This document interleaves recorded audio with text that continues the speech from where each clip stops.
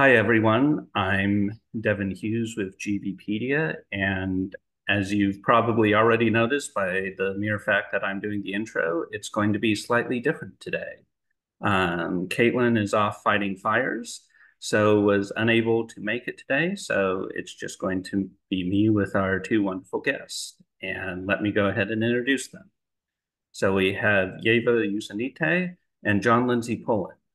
John has written about, researched, and organized action for human rights and demilitarization of U.S. policy in Latin America for 30 years. He coordinates Stop U.S. Arms to Mexico, a project of global exchange, and has been doing a lot of very recent work that we'll be getting into. Ieva is a legal and medical anthropologist who studies, teaches, and writes about violence and security at Brown University. She is the author of the recently released book Exit Wounds: How America's Guns Fuel Violence Across the Border, which we will be getting into much more detail. And I will have to say this, given that you've appeared on Fareed Zakaria's CNN program, NPR, and had an excerpt of your book published in the Rolling Stone, I'm honored to have you on our humble podcast. So thank you both for being here. So, Eva, before reading the book and doing a little bit of background research, I was unaware that you are a firefighter and EMT, just like Caitlin, our executive director. She's in Connecticut, so the two of you will have to find a way to meet sometime. Tell us a little bit about your story and how you came to study gun violence, and in particular, the flood of guns pouring over the southern border. Well, thank you so much for having me, having us on your show, Devin. I am really upset that Caitlin is not joining us, but she's clearly doing very important work. So I was a firefighter EMT since my last year of graduate school. And then at some point when I was doing research for my second book, which was about emergency responders on the US-Mexico border, I was both volunteering as an EMT paramedic and writing the book during anthropological research. I was meeting migrants who got injured when they were either trying to get over the border wall or they were walking in the desert and would get dehydrated and get other kinds of in other kinds of emergency situations. So, and I was crossing the border almost every day because I was volunteering on both sides in northern Mexico and Sonora and in southern Arizona. And at some point, I began paying attention to the signs that if you leave US for Mexico, there are signs on the roads and there are signs in like border crossings, pedestrian at ports of entry that say guns and ammunition prohibited or illegal in Mexico. And at that point, I began asking these questions. I didn't know that Mexico had very different gun laws, that guns are very severely regulated there.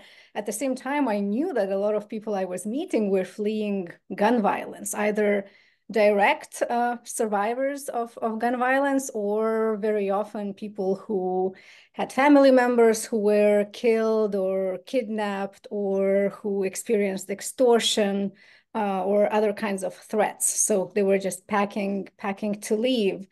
And at that point, I thought, well, I knew some excellent journalistic work. I knew what John was doing with Stop U.S. Arms to Mexico, but I thought as an ethnographer, I would like to find out, to follow these guns south and to see who are these people who are buying them, what are they using it for, what is the social life of American guns on the Mexican side of the border. Awesome. So John, just to take a moment to center this conversation on some core statistics from Yeva's book and academic studies on the topic. Approximately 70% of crime guns recovered in Mexico originate in the US. This has been rather consistent over the past decade, from my understanding, and it could potentially be more than 70%, but it's most likely at the very least 70%.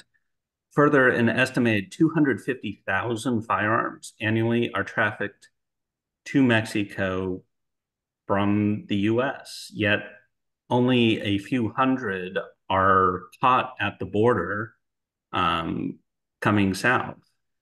And so, John, it basically sounds like we need to build a wall and have the United States pay for it. But in all seriousness, what are some of your current efforts to try to stop this tide? And relatedly, what is the PLCAA or PLACA, and why does it matter when it comes to Mexican gun violence? Well, thanks, Devin. It's really great to be on this show and with Ieva, whose book is just a great contribution to all of our understanding. We've been working on a number of levels. One is to bring the stories of people who are directly impacted in Mexico by guns that are coming from the United States. There's a massive movement in this country and around the world, Black Lives Matter. And in the conversation about US guns or about migration across the border, very rarely is the value of the lives that are impacted, that are lost, that are disappeared in Mexico become part of the conversation. So for us, it's really important that those voices be present and that they be part of the policy making discussion and our discussion about what US guns do. And so we've been organizing Mexicans to come to the US, people from the US to go to Mexico, from other countries as well, to really meet each other and understand kind of what Ieva did right at the border, but how these lives are actually being impacted. So that's one level. Another level is on data, and data is so important for driving policy and driving our understanding. And as we know, the gun lobby has been fairly successful in suppressing a lot of publicly sponsored research on data. So the TR amendment that restricts disclosure of tracing data on crime guns in the US is also impacting our understanding of the flow of guns from the US into Mexico. So we've been digging for that on both sides of the border. Um, and then, you mentioned PLACA, so the Protection of Lawful Commerce in Arms Act, which was instituted almost 20 years ago now, protects the industry from litigation about how firearms are used. And that has been a major obstacle in being able to hold an industry accountable for the impacts, the terrible destructive impacts that its products are having. And so we're part of the overall U.S. gun violence prevention movement, but it does have a particular impact in Mexico because Mexico is also challenging the gun industry, and the gun industry is using PLACA as defense against that. Yeah, and so with that mention of the gun industry, Ava, one of the interesting beginning parts of the book that I found was that guns moving south from the US to Mexico is a pastime older than baseball. Like oftentimes we see like the current surge of firearms, like in a very recent perspective, something that's really picked up over the past couple decades. But there's been this longer trend that goes for basically centuries. So could you provide us with some historical context for the cross-border firearms trade? Absolutely, and I think it's a very important like aspect of this problem, and also kind of thinking about the fact that firearms that end up in Mexico, a lot of them are smuggled across the border, but also Mexican government has been buying a lot of guns from the US from the 19th century on into the 20th. So Mexico doesn't really have a firearms industry like we have in the United States, which means that since the independence, or if we are thinking about 19th century wars in Mexico for independence from Spain, against invasions from the United States, from French intervention, all of those battles were fought with foreign firearms. Some of them were European, some of them came from the United States.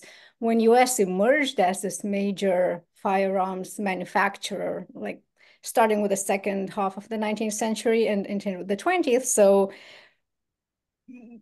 even more of them came to to Mexico across the border from the United States. We are thinking like Mexican Revolution, for example, various factions were getting firearms from the United States, Winchesters and Colts and Remingtons.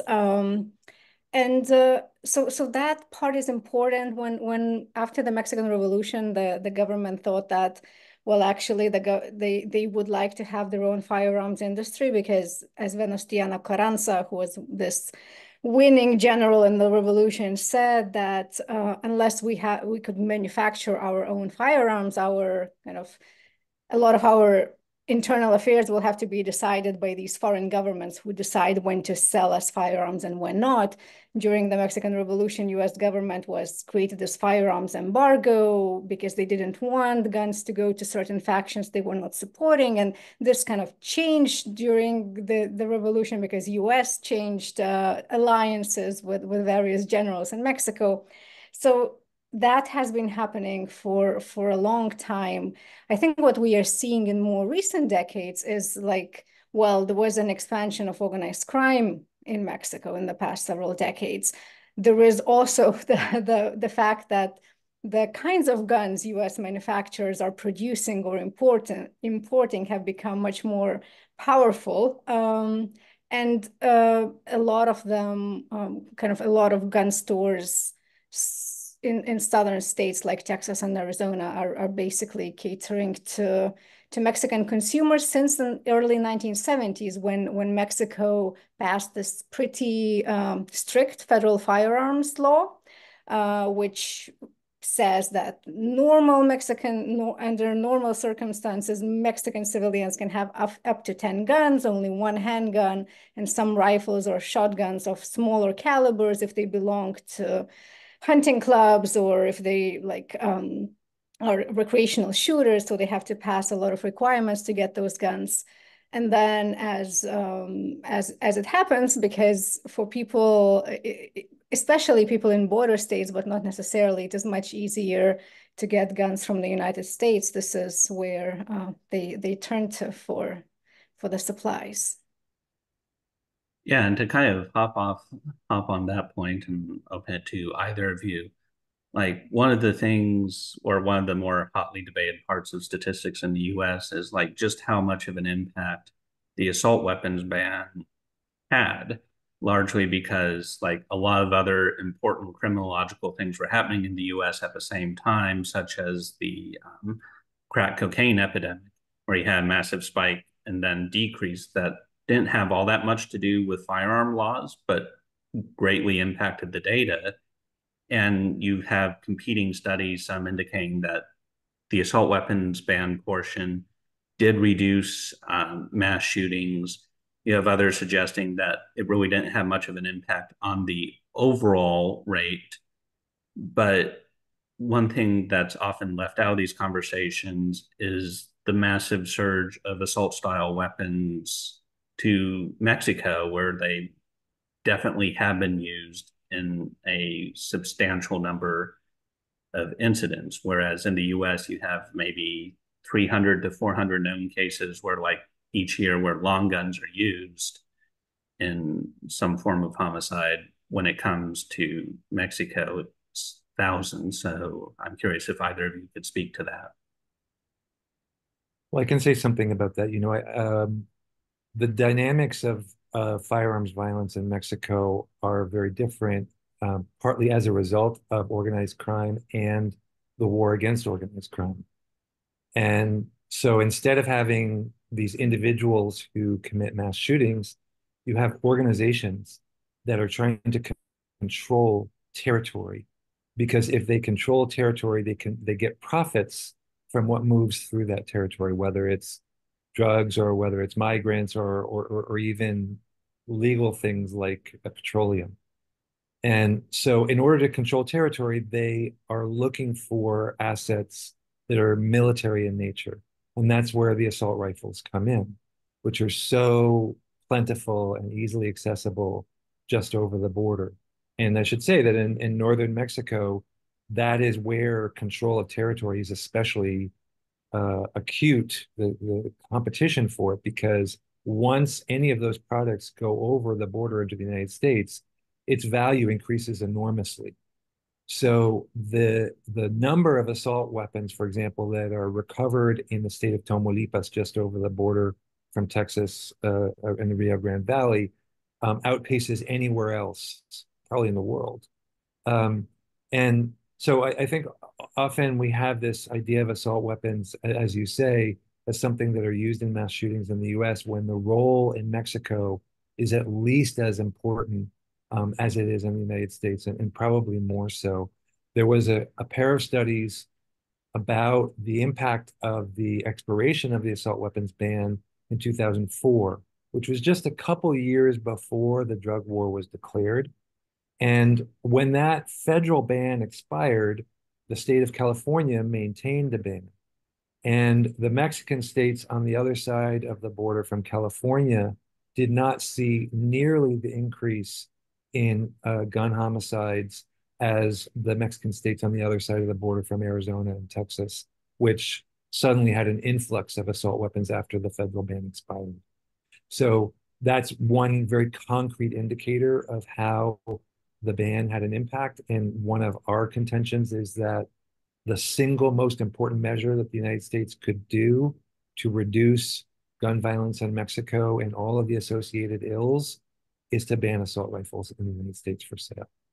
Yeah, which is quite interesting because the research, when you just look at the US, kind of changes the assault rifles discussion to, while politically prominent, I hate to say like an afterthought, but it almost is when compared to policies such as permit to purchase or child access prevention laws, just in terms of the sheer number of fatalities that could be prevented. But once you include Mexico into your analysis, that script really does change. And Ieva, one of the kind of constant themes in your book is the sheer amount of firepower that the Zetas and other cartels have access to, with frequent mention to AK-47s. And one of the data points in your book points to data from companies that bulletproof cars, which is apparently a booming industry in Mexico, unfortunately, that many of these, or probably the most common weapon, are 9mm handguns, but AK-47s are fairly frequent as well. Yet I've heard arguments from pro-gun commentators that use the AK-47 point to say, like, see, these guns aren't actually coming from the United States. They're coming from former Soviet proxies across South America and Central America, because oftentimes it's seen that many, or there's the perception that many of these firearms are automatic firearms, which aren't easily accessible in the US, whereas the semi-automatic versions are. So a question that I kind of had from that is, are the cartels using the semi-automatic versions that are available from the US and modifying them to automatic? Or are they keeping them as semi-autos? Or are these specific firearms some of the ones that are coming from elsewhere than the US? So some of the AK-47s that are coming to Mexico clearly do come from Central America because of there's just like large arsenal that accumulated there during the civil wars and so on and so forth. This is a little more prevalent in southern Mexican states. However, the majority of them, and especially when we're talking about all the northern part of Mexico, so Tamaulipas and Chihuahua and Sonora and Baja California, but also kind of sort of towards the middle of Mexico, most of them do come from the United States. They are, a lot of them are from Eastern Europe. They are from Serbia and they are from Romania, and some are from Egypt and other parts of the world. But how do they get into Mexico? They're first imported to the United States. So there are gun importers here who import them now because of the bans on fully automatic guns. They are importing them functioning as semi-automatic. There are some more sophisticated gun trafficking groups who have former military vets working for them who know how to convert these into fully automatic, and then they smuggle those across the border to Mexico. However, from my research, from reading a lot of court documents, and from talking to ATF agents who are tracing these, and from what I've seen in Mexico, the majority they are working in semi-automatic mode. They come from the United States. Some of them are actually now made in the United States. The majority are, though, imported. The ones that are made in the United States, well, yeah, so those are the AK-47s. They also buying a lot of AR-15s. I think kind of the percentage of AK-47s to AR-15s is they're very close. They're getting very close these days. Okay, quite interesting. And speaking of firearms, so the Beretta M82, which is a 50 caliber sniper rifle and the state gun of Tennessee. So, Ieva, if you could please explain to us why such guns are absolutely essential for home defense. For those merely reading the transcript, that's sarcasm.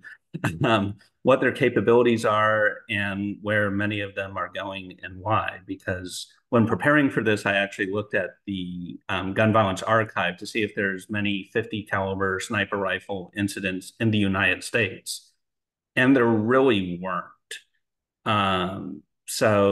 But from your book, they seem to be a weapon of choice for the cartels. Yes, so Barrett 50 calibers, they were kind of developed for the civilian market only in the 1980s. The US took them to, like, the US Army and the Marines took them to the Middle East. They are not guns used against people. These are the kind of weapons where the cartridge is like the size of a Sharpie marker. They are used against armored vehicles, against helicopters, against concrete walls of houses. So in Mexico, they are very expensive too. They cost like $10,000 without fancy accessories. And every year, Mexican security forces now are recovering at least like several dozen and more, especially in border states. Tamaulipas is above other states. The organized crime groups want them because they give them a tactical advantage against other groups they are competing against, but also against military and police forces. They have shot down military helicopters in Mexico, and things like that. So they are not, they just kind of symbolize power even when they are not necessarily used, just that powerful weapon. If I could add something there, I visited a gun dealer in southern Arizona where they were selling 50 caliber Barretts. And I asked him about trafficking, and he clearly knew that some of the buyers were taking these, not the Barretts as well as ammo for them, like buying big amounts of ammo is clear, and he knew. But as I talked more with him, he also said, well, if somebody was coming for me, I would be able to get at them a mile away, like that. There was a kind of a conspiracy piece to it as well, or, we're going to deal with government tyranny. So that discourse, even though they are not used within the United States very infrequently, that discourse is still feeding the sellers and they're selling to people who are trafficking them over the border. Yeah, and back when I was at the NRA convention in 2018, like there was actually a booth like draped in American flags, and there was like the 50 caliber just screaming freedom all over the place. And it's like, yeah, what sort of law-abiding purposes do you have for this? And it's just kind of like blank looks. Well, Yeah, so like even in these, oh, sorry. Oh, go ahead. Even in these magazines that we're reviewing, various types of 50 caliber guns and that I write in the book, the thing is that they can shoot accurately at something 1,000 yards away, which is like 10 football fields. So the problem was not whether you can hit a target that far away, but the problem was where can you find a safe space to actually practice such sport in the United States. Yeah. Yeah. Well, in Oklahoma, I'm sure there's ranges or creek beds somewhere that they have that. Um, so, John, one of the things I kind of want to talk about, because our probably biggest focus at GVPD is countering the gun lobby's fire hose of falsehood, which is a coordinated, decades-long disinformation campaign to generally promote the false narrative that firearms have kept people safer. And a fundamental tenet of this campaign is that gun laws don't work. And sometimes gun lobby spokespeople will even point to Mexico and say, like, see how hard it is to get guns there. There's only one or two stores there, and there's all these restrictions. And yet, Mexican gun homicides per capita basis are much higher than the US. So, like, clearly gun laws aren't working there, according to them. And then they kind of ignore or downplay the role that US firearms play. So, what are some of the other myths that you've seen in this space, and what are the facts? And I'd also add one of the myths that I see, like, along with the gun laws don't work, is like, oh, well, criminals don't follow laws anyway, and you have these cartels. So, if you were to somehow shut down the entire cross border trade with the US tomorrow, they'd simply get their firearms from elsewhere and it wouldn't have an impact on the violence there. So I'm curious if you can address some of that. Well, I think one of the myths, and it's not peculiar to the pro-gun lobby, is that violence is coming from Mexicans. Violence is coming from Mexico into the US. And that myth feeds the idea that we have to stop migrants coming over the border. And so all of the infrastructure at the border is really focused on flows going from south to north and not north to south. Because there's this idea that, of course, in the United States, we're the good guys, right? Anything that's coming from us going into Mexico is going to be a good influence on those terribly violent Mexicans. And that myth underlays so much infrastructure, so much policy making, so much investment, so much political discourse, and we're constantly trying to counter it. So that's one. I think another is that more guns equals more safety, right? So you touched on this, that uh, somehow gun laws will mean that there will be fewer US guns. And it is true that trafficking is supplying a majority of firearms in Mexico. And it is not making Mexico safer. But I would add that kind of a parallel or companion myth is, well, okay, if we arm the military and the police, then they can fight the bad guys with the guns. And that if only the Mexicans have the political will, then they can get rid of the bad guys with the guns. It's the good guy with a gun against the bad guy with a gun myth. And what we've seen is that that has not helped either. Only in March, Mexico bought more than 14,000 military rifles. But it's been an ongoing piece that since the drug war was declared in 2007, Mexico is the major importer of U.S. legally exported firearms in all of Latin America. And it is not reduced violence at all. It is, in fact, contributed to the fragmentation of organized crime groups, to human rights violations, and to a kind of arms race between illegal organizations and the state. And to add some complexity to it is that sometimes the state organizations, the police or the military, are allied with criminal organizations that themselves are competing for territory. So you might see the police or the army fighting a criminal organization because they are protecting their competitors with whom they are allied for that territory. And that just it increases the violence without addressing the flow of fentanyl, without addressing the flow of migrants. And in fact, a lot of state forces that are armed by the United States are not going after organized crime. They're going after migrants at the behest of the United States. So it's kind of a cocktail of things that we're constantly trying to unpack in terms of those myths about guns in Mexico.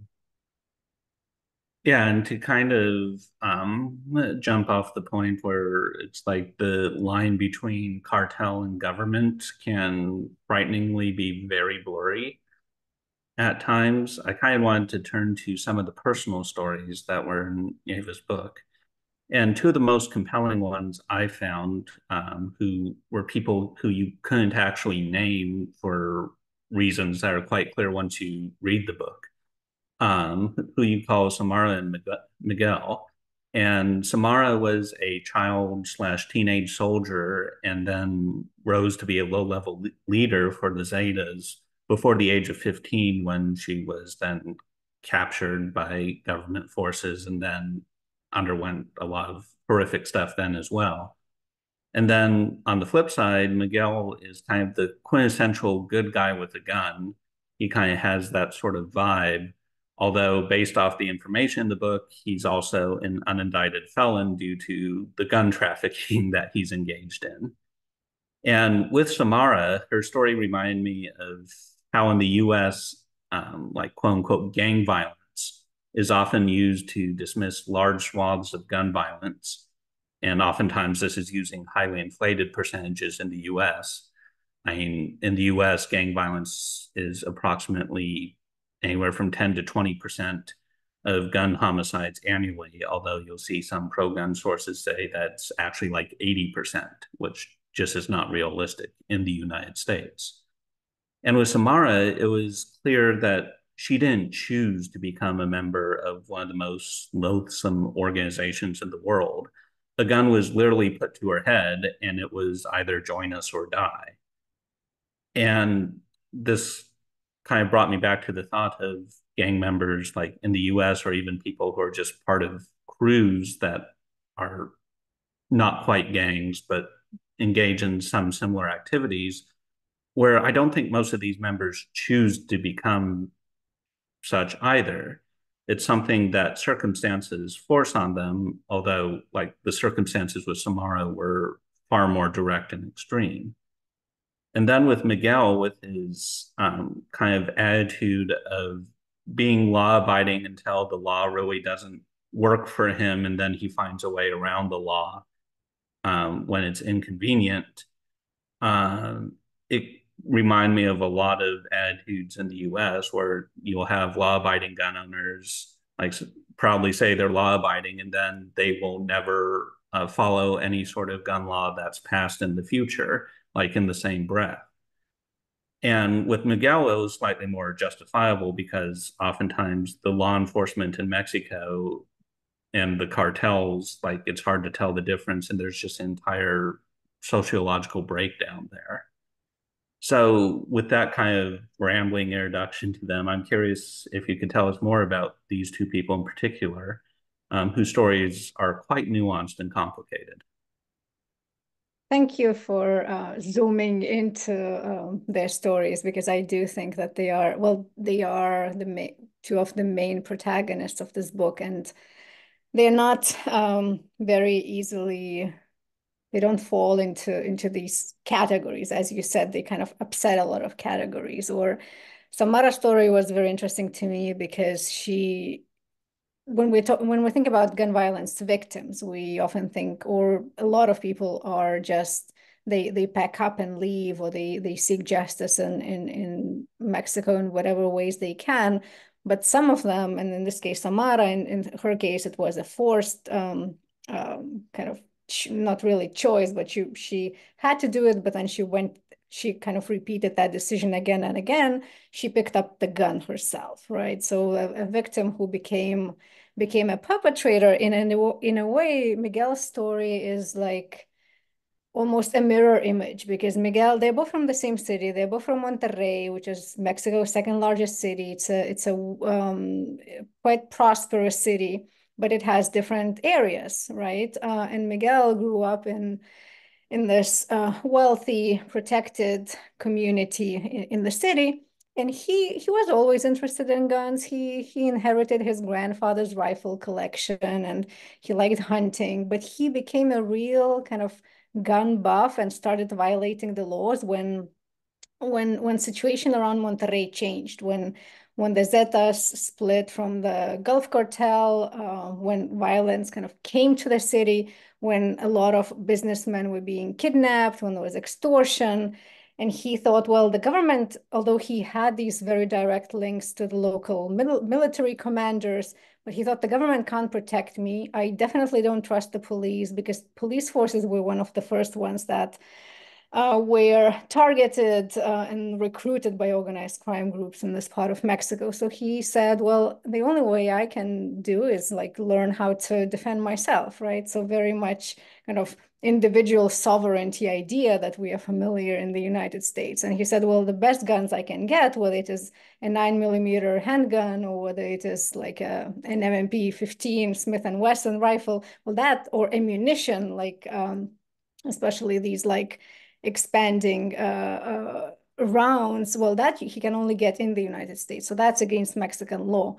But because of kind of legal inequality that exists in Mexico, that law affects some people that have some social, like higher social status in a different way than it affects people who kind of are beyond the threshold of state's care. So when the government caught Samara when she was 15 years old and working for this with the Zetas, they caught her with a gun, and having a gun that was of a caliber that's restricted for military use, that was enough to kind of lock her up. They didn't have to do an investigation of her involvement in organized crime or whether she had committed any killings or kidnapping. Just having been caught with a gun was enough to lock her up. For Miguel, he kind of knew, because there were other people in his circles, like even if he got caught with a gun and he was carrying a gun in his car, which is very, very few people in Mexico have a permit to do that. And he definitely was not of those people who have a permit to do that. But he thought that it would be safer for him to have it if the police stopped him, who would probably pay a bribe and get away with it.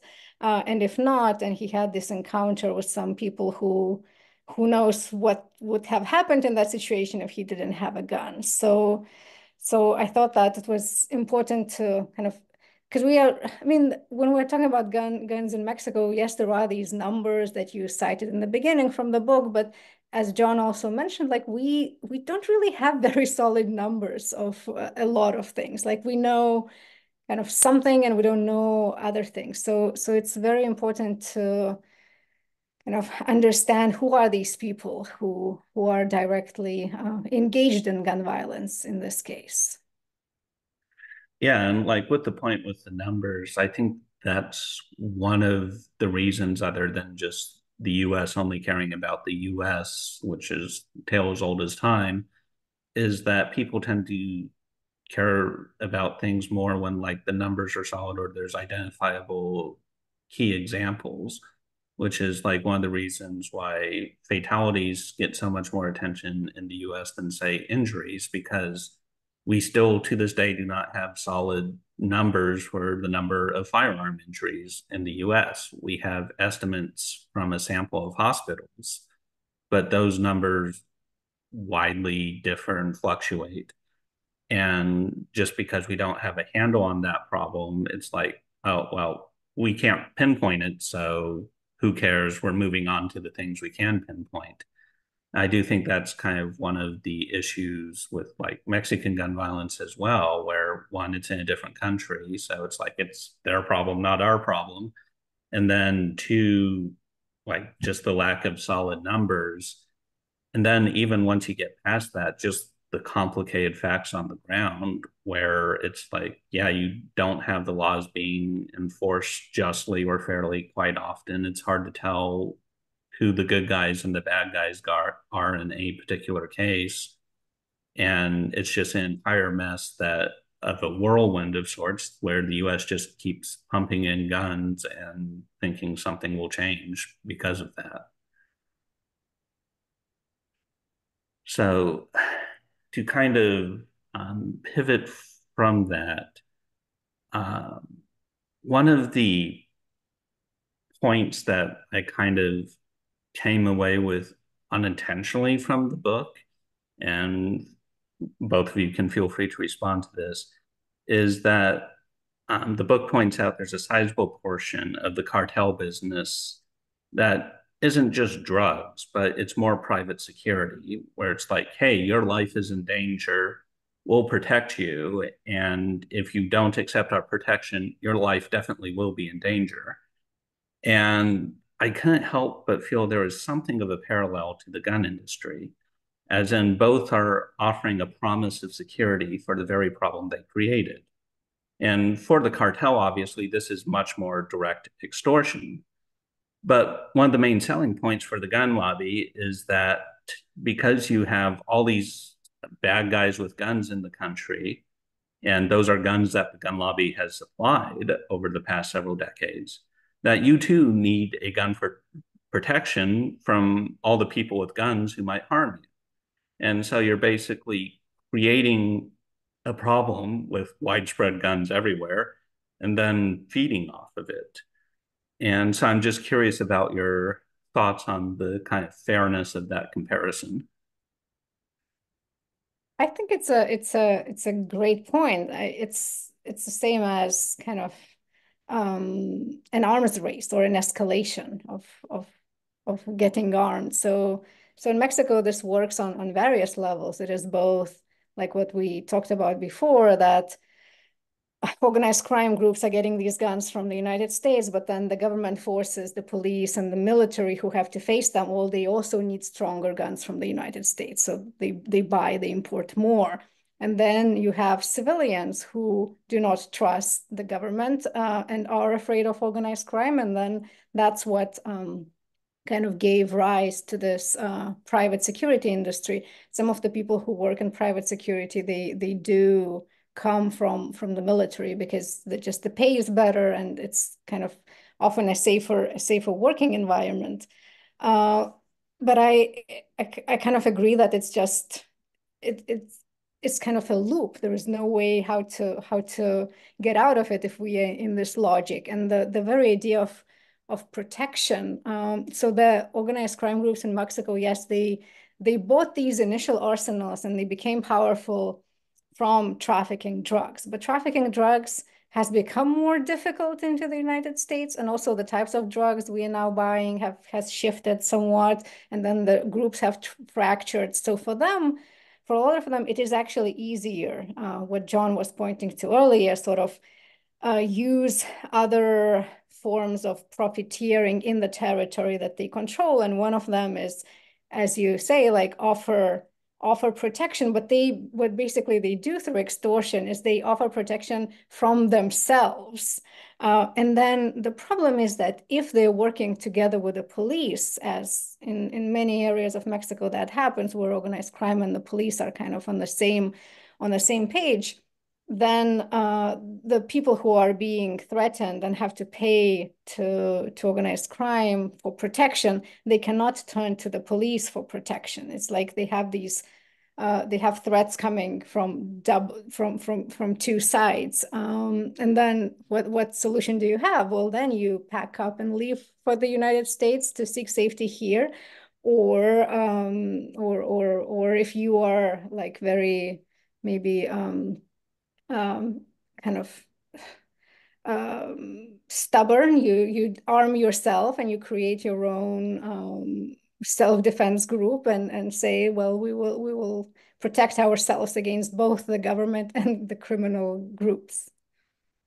Yeah, Yeah. and then oftentimes probably breaking the law there and then maybe sliding into the same cycle that you're trying to prevent. Mhm. And it just seems like once you have this cycle and you throw in guns, it seems very hard to kind of prevent. And to slowly start wrapping up here, like John, you look like you're going to say something there, but like, how do you kind of break that cycle given that like guns are a main part of it, but there's also a boatload of corruption and just very bad dynamics on the ground that it's hard to see a way out of it. Well, I was going to add that dynamic is not just exclusive to Mexico, because the firearms industry, they want to grow their market, and they don't. It's not so important to them where the guns are going, who the end users are. So a couple examples. One is Haiti, where guns that are sold, especially in Florida, get very easily by ship to Haiti, and we can see what has happened there. And so you have this thing where there's an enormous amount of gang violence in Mexico. And then the United Nations, with US support and some other countries, plan to send in an armed force who will be armed again by the gun industry, who will sell weapons to governments. Or in the case of Ecuador, where citizen security has become more difficult, more dangerous. In last spring, a right-wing government liberalized the gun market, and in June and July, the U.S. industry sold 18 million bullets to Ecuador. And we've seen in both countries, Haiti and Ecuador, the number of people who are fleeing increased violence grow enormously. So whether we're talking about, like Ieva said, individual citizens or criminal groups or private security groups or government agencies, the industry is profiting from all of that, even as they struggle to compete with each other. So what do we do about it? Well, one thing that's happening right now is that the U.S. Department of Commerce has issued a new rule for firearms exports that it oversees, which is not fully automatic weapons, but does include semi-automatic pistols and long guns. And it would restrict some of those exports for non-governmental end users. Doesn't have much restriction on exports that are going to government agencies. So human rights violations and collusion with criminal organizations is kind of not on the radar. But we know that the right wing in the gun industry, the Republicans in the gun industry, are going to attack and are already introducing legislation to repeal that rule. We also think that, as I said earlier, a ban on assault weapons would be a very important move, but something that doesn't require congressional approval, which is very difficult in this very polarized environment, is a ban on imports of assault weapons. Ieva was talking earlier about these Romanian and Yugoslavian, other imports of assault weapons that are popular and are being trafficked over the border into Mexico. The Biden administration could ban the imports of those as an executive action because they don't have a sporting purpose. And then the one other thing I would say right now is that there's legislation introduced by Joaquin Castro called the Armas Act, which addresses both illicit trafficking by mandating a U.S. government-wide strategy for addressing illicit trafficking of firearms, which doesn't exist right now. But it also puts some additional restrictions on exports, particularly in the Americas, and Mexico would be, a very important part of that, in order to really identify and restrict who are the end users of those exports, whether they are government agencies or private entities, because that really doesn't exist right now. So those are some things that we're supporting and looking for other people to support.